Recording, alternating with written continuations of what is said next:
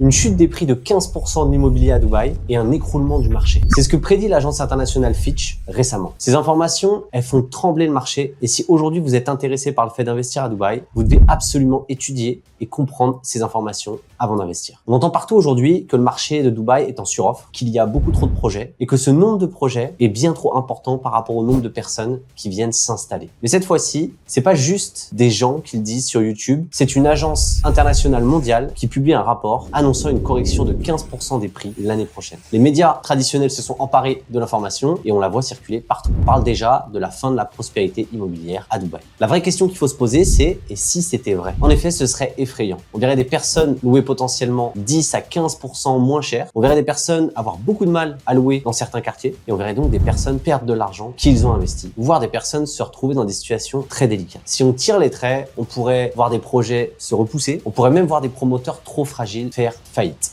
On verrait donc les dernières personnes qui ont investi être les grands perdants de l'histoire. Alors, est-ce qu'il faut paniquer? Est-ce que c'est un scénario un peu exagéré, basé sur des données incomplètes? C'est ce qu'on va voir ensemble. Analysons le constat de l'agence Fitch. Depuis 2021, les prix ont globalement énormément augmenté à Dubaï. Ils ont pris 60%.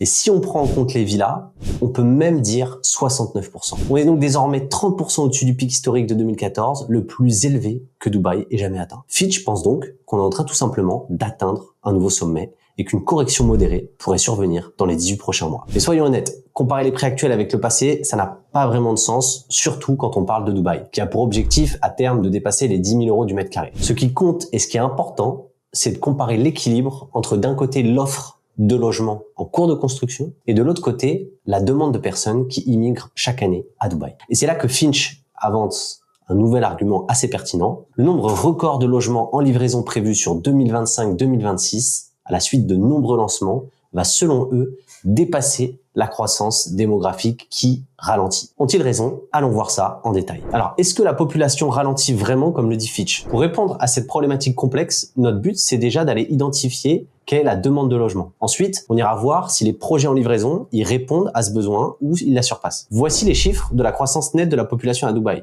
basés sur les données officielles du gouvernement entre 2018 et 2024. En 2024, ce qu'on voit, c'est que la population globalement a pris plus de 200 000 habitants, ce qui est un record. Il faut savoir que ces chiffres prennent en compte les départs. Donc on est vraiment sur des nouveaux résidents nets. Mais où en est-on en 2025?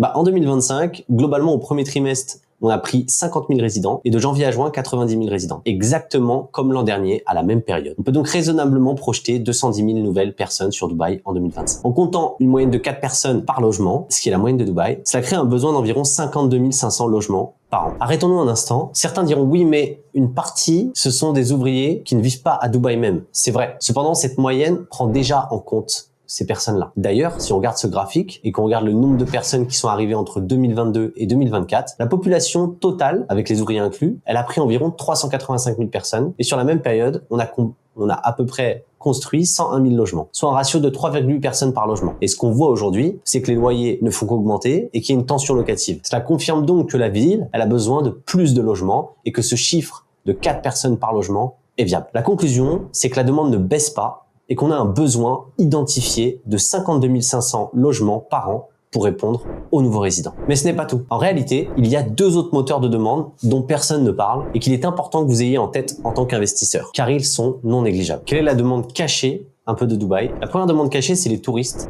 Dubaï est une des villes les plus touristiques au monde. Si on regarde le graphique, on voit que chaque année, cela augmente et Dubaï a accueilli 18,7 millions de visiteurs en 2024. Au premier trimestre en 2025, ça a fait plus 3%. On peut donc partir du principe qu'il y aura 500 000 touristes en plus, ce qui génère une demande d'environ 1000 logements Airbnb. La deuxième chose, c'est les résidences secondaires. En fait, beaucoup d'acheteurs à Dubaï achètent pour y passer une partie de l'année. Ça représente environ 5 à 6% des logements, donc il faut compter environ 3000 logements par an. Donc si on fait le total, au final, on a 52 500 résidents, enfin logements pour des résidents, on a 1000 logements pour Airbnb, 3000 pour les résidences secondaires, ce qui fait un total global de 55 500 unités, soit 110 000 unités à peu près sur 2 ans. Si vous aimez ce type de contenu factuel et sérieux et que c'est la manière dont vous souhaitez être accompagné pour investir à Dubaï, contactez-moi par WhatsApp via le lien en description dans cette vidéo. Je m'engage à vous répondre dans la journée. Que ce soit un avis sur un projet, une question sur un quartier, n'hésitez pas. Maintenant qu'on a une vision claire sur la vraie demande, la vraie question c'est, est-ce qu'on construit trop? Est-ce que le nombre d'unités à livrer va dépasser ce besoin de 110 000 logements nécessaires? Alors, est-ce qu'on a trop de logements qui arrivent à Dubaï? Fitch annonce qu'on a 90 000 unités livrées en 2025 et 120 000 prévues en 2026. Mais ces chiffres sont faux. Ils sont décorrélés des chiffres officiels du Dubai Land Department. D'après celui-ci, on a 48 000 unités qui sont prévues en 2025 et 72 000 en 2026, ce qui fait un total de 120 000 unités. Sur les retards, à mi-2025, on a seulement 15 000 unités qui ont été livrées. Donc si Fitch avait raison, ça voudrait dire qu'il y aurait 75 000 unités qui devraient être livrées d'ici fin 2025. C'est très peu probable. Dans la réalité, si on regarde ce graphe, il y a 273 000 unités à venir. 120 000 unités sur 2025-2026 et 22 000 qui sont des unités liées tout simplement à du retard, des unités de 2012 à 2024. Donc on a un total estimé de 295 000 logements à venir, dont 142 000 sur 2 ans. Donc si on résume, on a nous un besoin identifié de 110 000 et on voit qu'à l'arrivée, on a 142 000 unités qui vont arriver. Donc est-ce qu'il y a un vrai problème? Creusons pour voir ce qui se cache derrière ces chiffres. Ce qui se cache derrière ces chiffres, c'est la réalité du terrain. En fait, si on regarde sur les 295 000 unités à venir, il y en a 66% qui sont à 0 ou à 20% d'état d'avancement. Donc ça change tout parce que ces unités, elles ont très peu de chances d'arriver sur 2026. Donc si on prend par exemple les 12% qui sont à 60% de construction et celles qui sont déjà en retard et qui devraient être livrées, ça nous fait à peu près 35 000 plus 15 000 unités, à peu près 50 000 logements. Donc sur 2025, il faut compter 50 000 logements. Sur 2026, c'est un peu plus complexe parce qu'en fait, on a des unités qui sont à plus 40% de construction, celles-là, on peut les prendre. Et on a celles qui sont à 20-40% de construction, il faut compter que 80% d'entre elles seront livrées en 2026. Ça nous fait un total de 56 500 logements. Tout le reste, ce sera décalé sur 2027. Donc, conclusion, on aura à peu près 50 000 logements sur 2025 et 56 500 sur 2026, ce qui est parfaitement en ligne avec le besoin. Donc, cette étude, elle permet donc un peu de se rassurer sur la surproduction de logements à Dubaï. Mais attention, ces unités sont réparties différemment selon les quartiers. Donc, certains quartiers pourraient temporairement souffrir d'un excès d'offres.